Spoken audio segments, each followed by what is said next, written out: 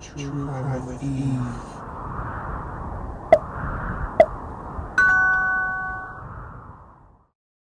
Disclaimer, disclaimer, read all about it. Hey everyone, it's your girl True Crime with Eve. We are going to discuss the Michael Vaughan case Twitter space from December 19th, 2021, where we review the timelines that were discussed at this point in time. This is part 1 of 4 of the series. Put your comments below if you're watching the replay, and if you're in chat, ask away. And go ahead and hit that thumbs up for your girl Eve. And remember, the reason for this is to go over what was said at the time. Maybe there is a connection somewhere as to why the 4 suspects are named the 4 suspects. So let's get into it. Most of the details are very outdated. This is just to get the recording from December 19th out for you to do your own observing. Correct information that has been proven will be noted. Papers and stuff that say 7:30 for law enforcement being dispatched. That's not when the actual 911 call came into them. That's when they realized that this was serious and they needed more help, and that's when they called in other agencies to come and help for Michael. So the actual 911 call was placed at 7:10 p.m. Correct, Brandi? Correct. Okay. Correction noted. So Michael was seen on one of the cameras at 6:37 p.m. from one of the neighbors, right? One of the neighbors saw him at 6:37 p.m. Michael was never actually seen on any camera. It was all physical neighbors that saw him outside of her home. Okay. So he was seen at 6 by neighbors. With these neighbors that he knocked on the door with, they did either walk him or watch him walk to his yard. It's not like they were like, oh, just go home. They physically walked him or watched him walk to his yard. And then one neighbor did, yes.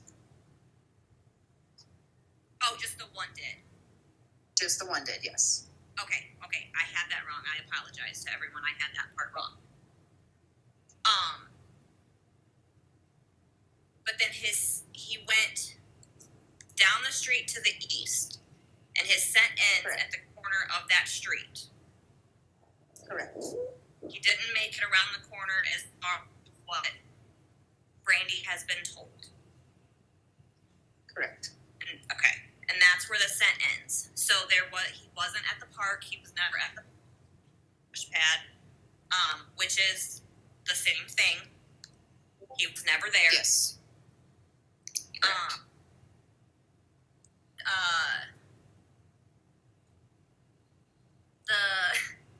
The pizza man.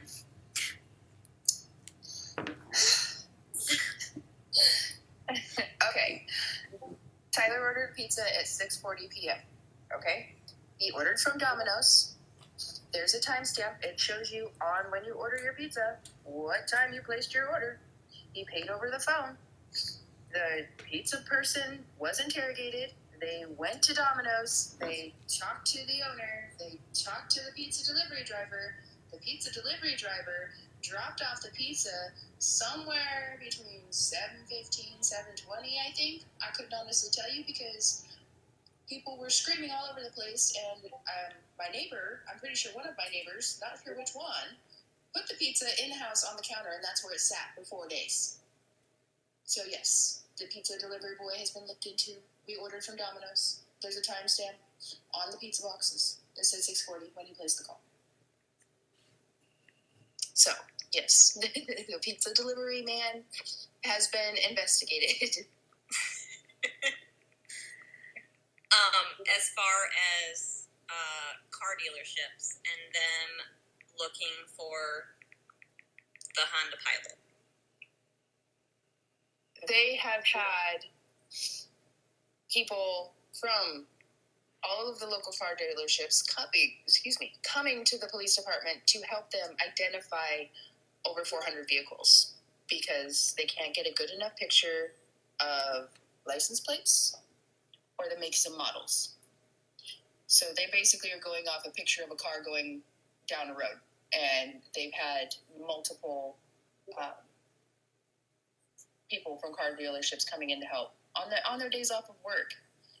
And to add to that, the electronic billboard that has been running in Ontario, Oregon since August, which is still continuously running with Michael's missing information on it, has been donated by one of the owners from that specific car dealership. He's been paying for that billboard. So, yeah. Yes, they are looking into cars that have been returned. They are looking in. They started with the county, Payette County. Every Honda Pilot between 2016 and 2020 that's registered. You know, they've looked into every single one of those. Every single vehicle that was on the camera. If they couldn't identify it in our neighborhoods, His love for they talked slushies. to every single person in the neighborhoods. Hey, do you know this vehicle? Was this vehicle by your home? You know,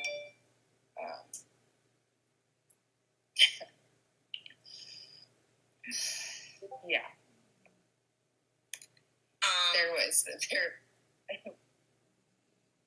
There was a gal that used to babysit Michael when he was 2, and she's a pizza delivery driver for a pizza place I used to work for. So at the time, around 8 p.m., when the search was going on for Michael, she delivered to a pizza into Cornwall Way, and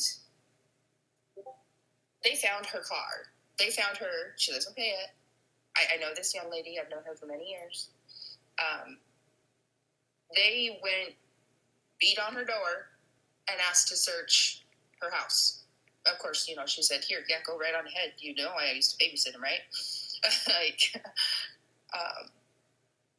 But they're figuring out where every single one of those cars were and that Honda Pilot is the only one they have yet to been able to identify. Which is why I had said something to the people that had the timelines where they were asking for the Blue Avenger and then the Jogger, because they both came forward, correct? Correct. Well, funny thing about the Blue Avenger, they actually didn't come forward. Fruitland PD finally hunted them down and found out it was a teenager, and just kind of, well, I figured if you wanted to talk to me, you'd come talk to me. Like, seriously, dude? Your parents weren't like, "Hey, that's your car. Why, you know, let's go tell them, hey, yeah, that was you. You know, you turned right onto Whitley. You were going to a friend's house, or you just dropped off a friend at Hidden Meadows, and we're headed home. You know, thanks, dude. They wasted all that time trying to figure out who you were when you could have just said that, yeah, that was me. You know, it's just, we went out and played basketball. They verified that, you know, their alibis, all the kids that were in that car, they verified that alibi. So, and then the jogger did come forward. Yeah, he was like, yeah, I was jogging that. Yeah, I remember that night. That was me. Right, but so the man that was walking. Sorry, go ahead. There's the Honda Pilot. Yeah, no, you're fine. The Honda Pilot and the man, I haven't even seen a picture of the man. So everybody keeps asking that, you know, I don't know why they're not doing that. I don't know why they haven't released a picture, but maybe because they're saying, you know, they're not suspects. I'm not sure why that all is.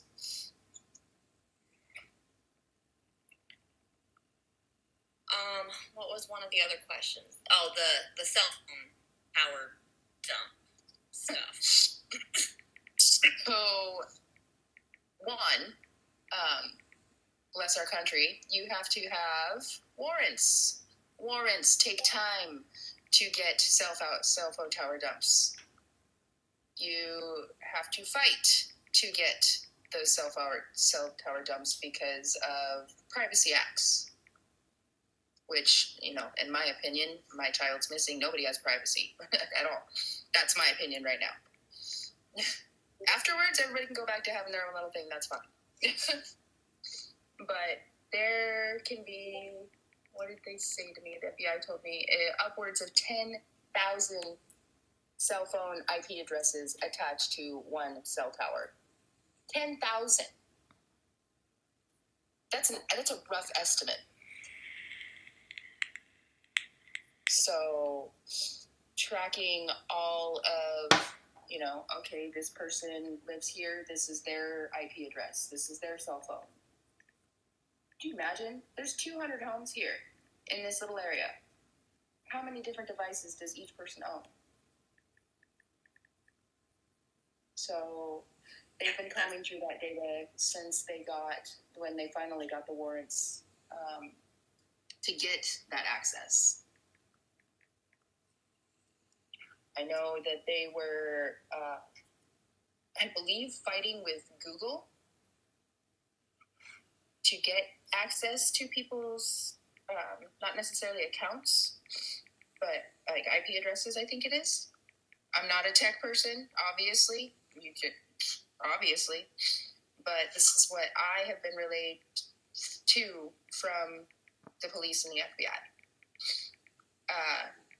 J.D. Huff and Doug Hart flew to Salt Lake City to fight with whoever's in charge of Google because they were only giving little tidbits of information or letting them have little tidbits of information. And I believe that was, I want to say, over a month and a half ago. Forgive me, my time is not correct right now because every day runs into each other. So there is so much data that they have been combing through. It's not in the blink of an eye. It's not easy peasy like everybody says, oh, they can do a cell phone tower dump and find out who was here. Yeah, guess what? Guess how many cell phones and IP addresses, computers that they have to comb through to figure that out. So no, it's not done at the drop of a dime. Unfortunately, I wish it was. I really, really wish it was. But it unfortunately takes time.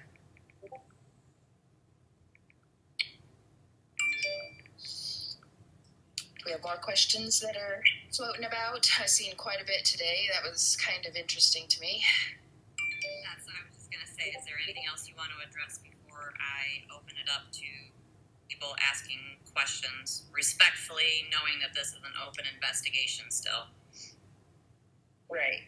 And I will do my best to answer anybody's questions. I will do my best. And like you said, it is an ongoing investigation, and there are things that I cannot discuss. And there are things that I don't even know because they're not technically sharing some of that information with us just because the ups and downs, the highs and the lows, it's just so much. Like, do you think they have told us about every single one of those tips? There's been over 500 tips. Do you think they come and knock on our door with every single lead and tip that they're given? I would die. The few that they have brought to Tyler and myself that they believe to be credible. There was a little boy caught on a ring door camera about 35 minutes from here. And it was dark. You couldn't really see his face, but his mannerisms and same body build, same hair, and I freaked the hell out. I swore it was Michael. And come to find out, it was not Michael. It was another little 5-year-old boy that likes to wander. And this was a lady, she was on vacation actually, and she sent it to the Fruitland Police Department. And this was in Caldwell. And the Caldwell Police Department, when after I said, that's my son, ripped that neighborhood apart. Caldwell. And that's pretty close to Boise. So they're not going to tell us every little single detail, and I'm actually kind of grateful for that because it would kill me.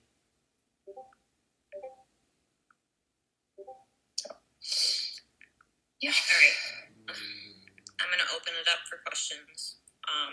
Okay. Tyler's not here yet. He's still at work. He should be here shortly, so, but I'll do my best.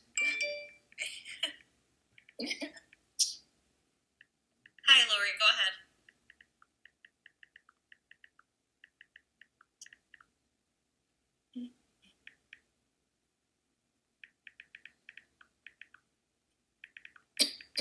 Lori, I accept.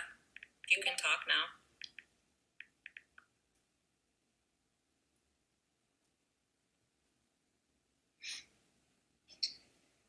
Hello? Hello? Can you hear me?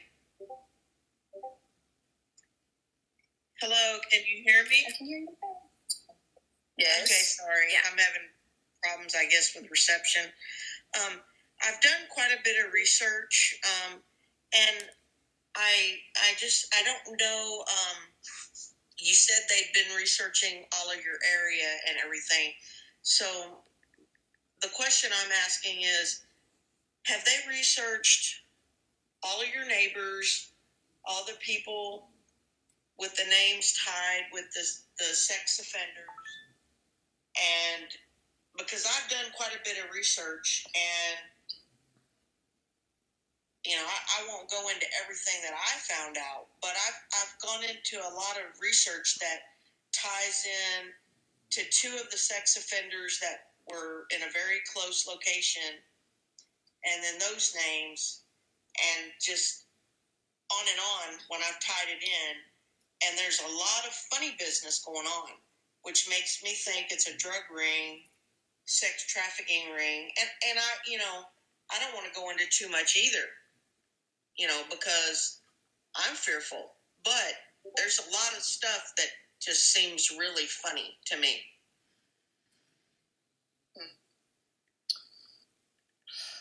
I've said this a few times.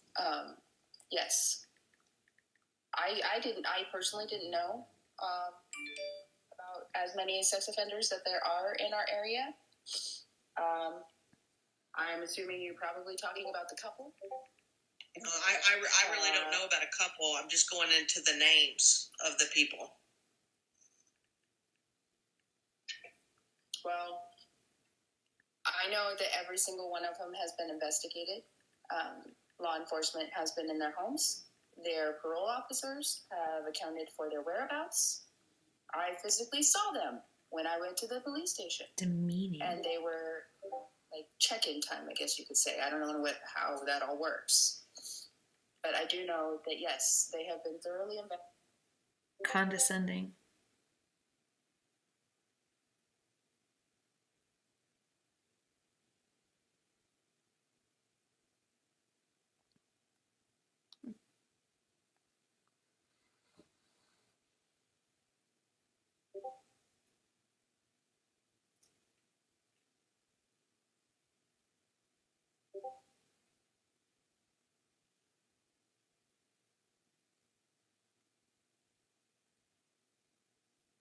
And on. And I have a lot of information I've looked into. I called the Fruitland Police Department a week ago. They've not called me back.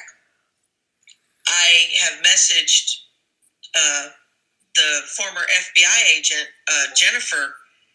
She messaged me once, but I haven't heard back from her since. But I have a lot of information that I've looked into. So did you call or did you email? Because if you emailed the Michael,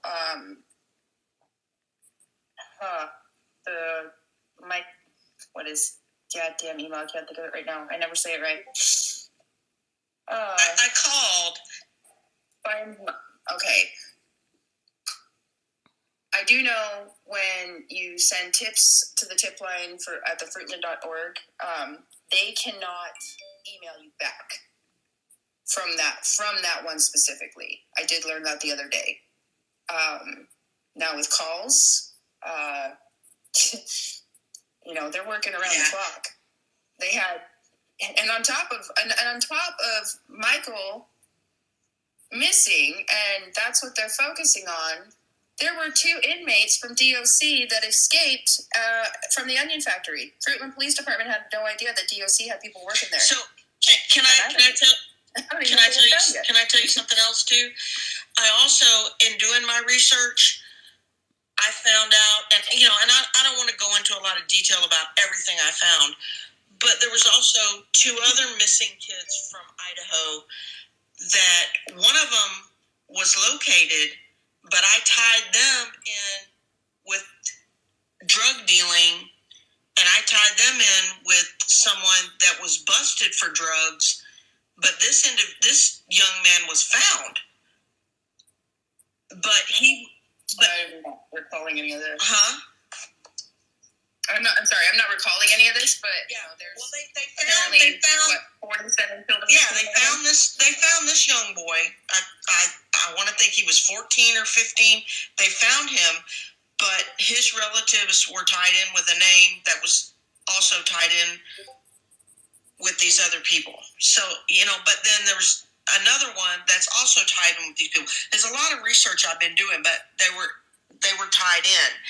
So they were all tied together. So I just think that has to do with. I want to step in for a drug second. ring. Respectfully, Brandi has asked not to know about the tips. It's hard for her to understand, or not understand, but it's hard for her to listen to them. So when we find information like this, that's why she has asked for it to go to the tip line and not to her, because it's hard for her to listen. Yeah. Okay. Yeah. Just please, any information that you and the research. I thank you for doing that research and everything like that. Maybe there's something in there that can help. But please email it to them, and when they do think that, hey, Brandi, maybe does this stick out to you? Does this ring a bell? They'll come talk to me about it. Well, like I said, I did call the Fruitland Police Department. They have not got back with me. That was over a week ago. I messaged Jennifer. She got back with me once, and she said she wanted to know my bullet points. And I got back with her. I said, I'm not sure what bullet points are, but I said, this is what brought me to this conclusion. And then I've also talked to Crystal earlier. Okay. So that I just want to let you know I'm trying, and I'm here in Texas. Oh, I appreciate it. I appreciate it very, very much. As far as all of that goes, email it to the Fruitland Police Department. I know a lot of people are complaining, well, they haven't, gotten back to me, or they, I don't even know if they've followed up on it. They follow up on every single one. Every single one. Hi, baby. How was work? Yeah. I'm trying to get a fire going. I'm not as good as you. All right. Well, thank you, Brandi. I appreciate it. Yeah, you will. We You want to stoke this? Go ahead. You got your hand up. No, you want to go get some more? Brandi, Yes. first of all, I want to say that, as everyone always tells you, and is right to tell you, that you are an incredible, amazing, strong mom. Thank you. Going through what you are going through right now, I wouldn't even be, how am I going to say this? I couldn't. I guess that's the best thing to say. I couldn't. I'm a mom of 5. That's your hands full. Yes. I have 4 girls and a boy. Oh my goodness. Bless your heart. My son just turned 5. Oh. So I'm right there with you. Not right there with you, unfortunately. I wish you wouldn't be in the situation that you are in right now. But I'm not saying it's a question. It's more like, I know that the white car was there. I want to say last night you said it was on 8th Street. Mm-hmm. Right? The last time you saw it, or someone saw it on camera, I want to say. Yes. And I also saw that you all heard that you said that he would have never ventured out to the splash pad without being seen on camera. Is that right? Correct. So I'm wondering, how far do you think he would have even gone? Like, how, I understand, like kids at that age, especially, I don't blame him going out that door. I'm sure people, and even myself, had looked at Google Earth and saw your house, and there's one door right next to the garage, and you have mentioned multiple times he would have just gone out there because it's not as loud at the other door, and you would have not known. But my question is, like,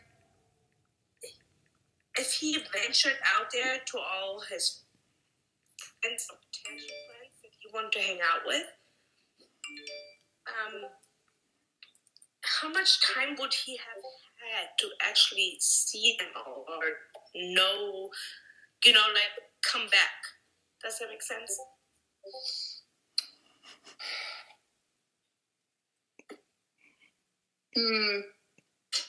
Like if he goes to spend 1 and 2 and 3, like, how many friends did he have that he would have actually knocked on the door at? So there's not a lot of older kids there's not a lot of little kids in our neighborhood. Right.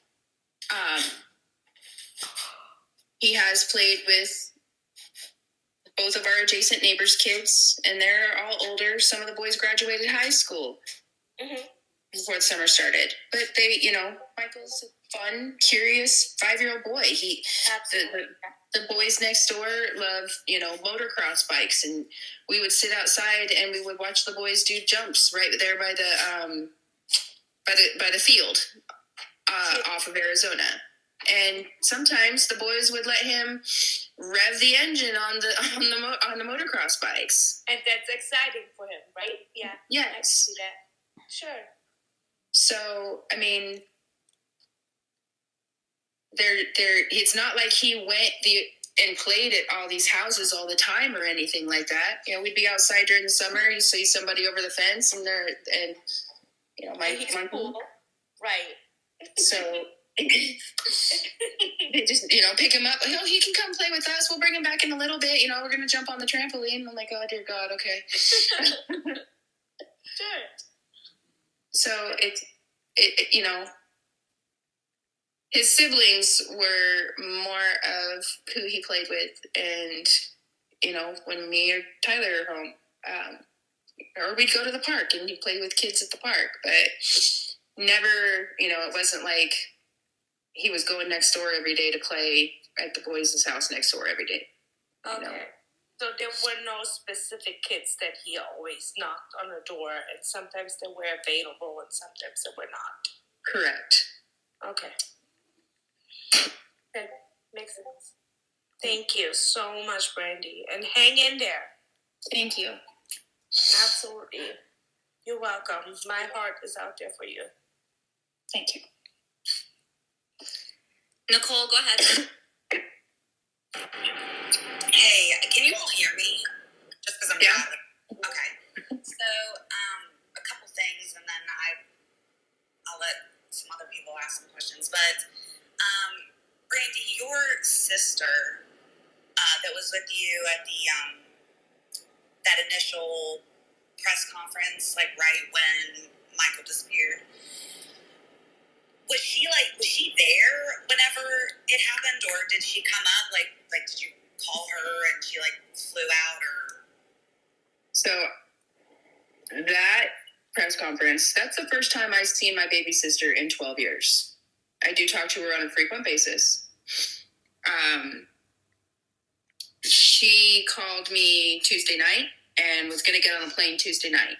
And she manages a bar, and I told her, you know what, just hold off. Let's see, maybe we'll find him.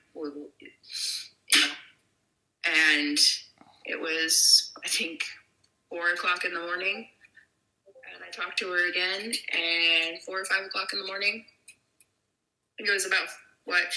Yeah, because that's when the Coast Guard.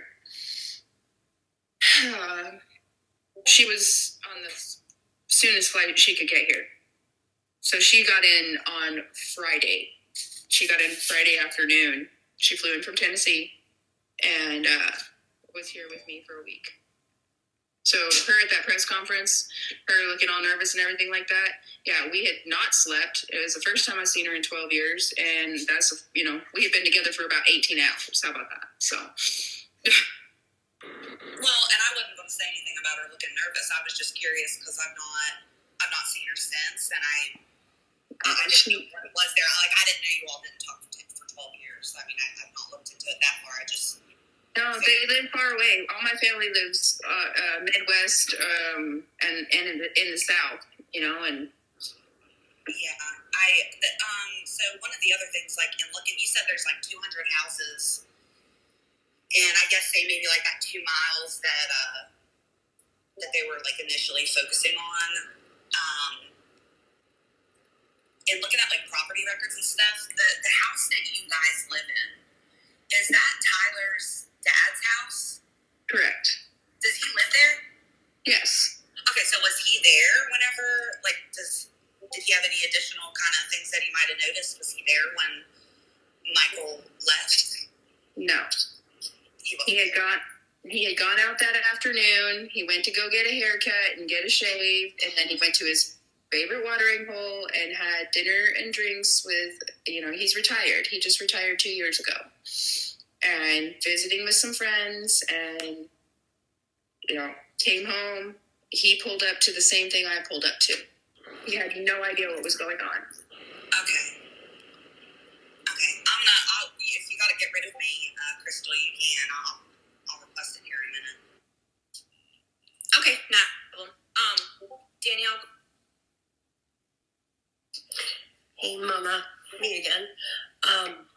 Okay, so I'm going by a couple of things. With the picture of the actual picture of the car was tweeted out, somebody responded to me noticing there is no front license plate. So, and she had said there's only so many states that allow to not have a front license plate. I couldn't open up the picture big enough to see if somebody just unscrewed the license plate and could have put it back on.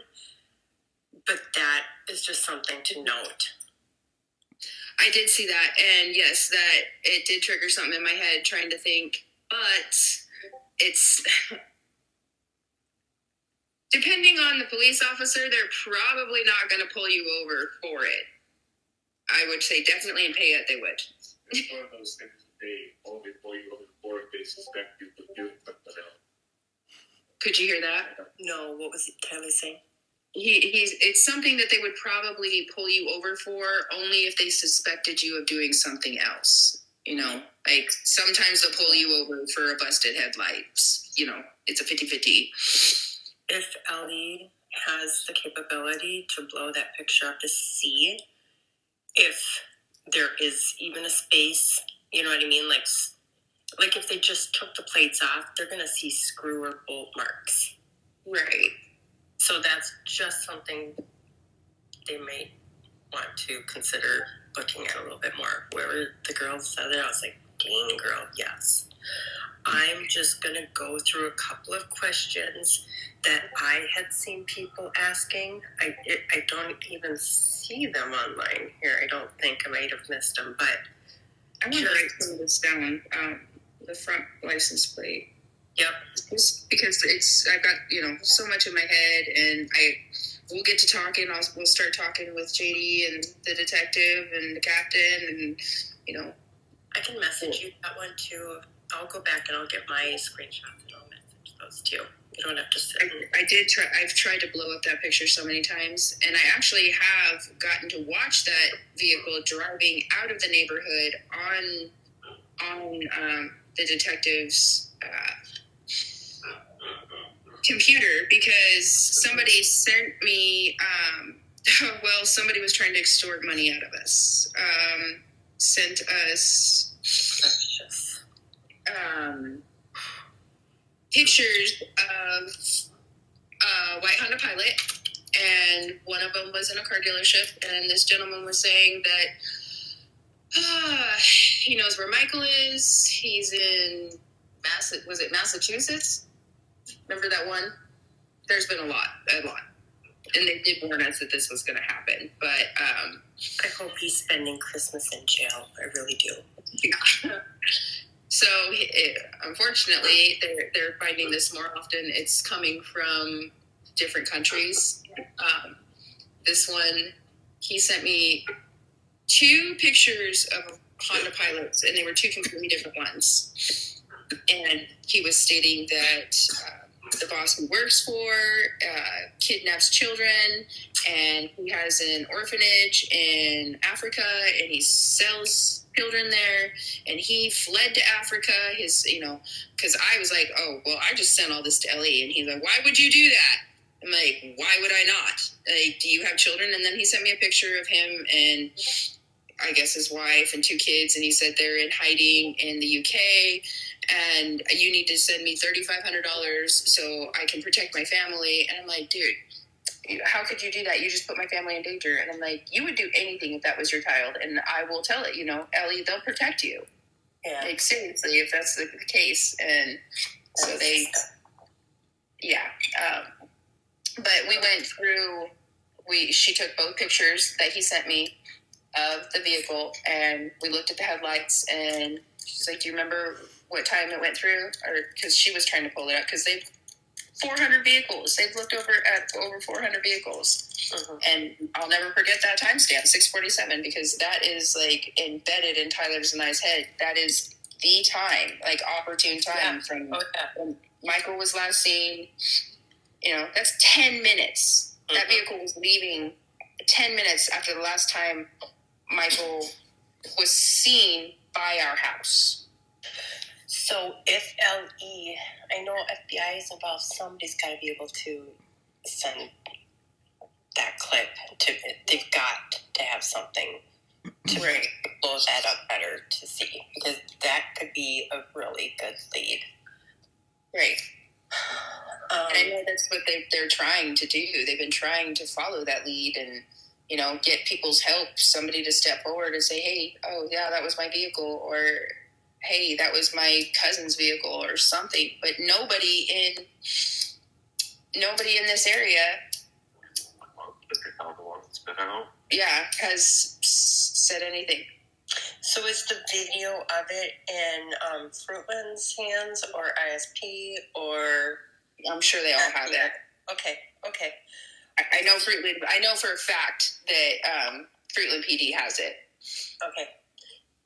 If you need help with that one, if that doesn't, get back to us, let us know. We can put pressure for that. Someone actually, very, very kind, loving person, sent me some blown up pictures and actually sent them to Ellie, and they came over to our house that day and said, because I asked if they received that email, and that's when I was told, oh, you can't, we can't email them back through that. We have to use our personal email. So, but the information that was sent was actually very helpful. Okay. So, yes. So I'm going to read a couple of questions that I had seen online, just so we can get these done. Okay.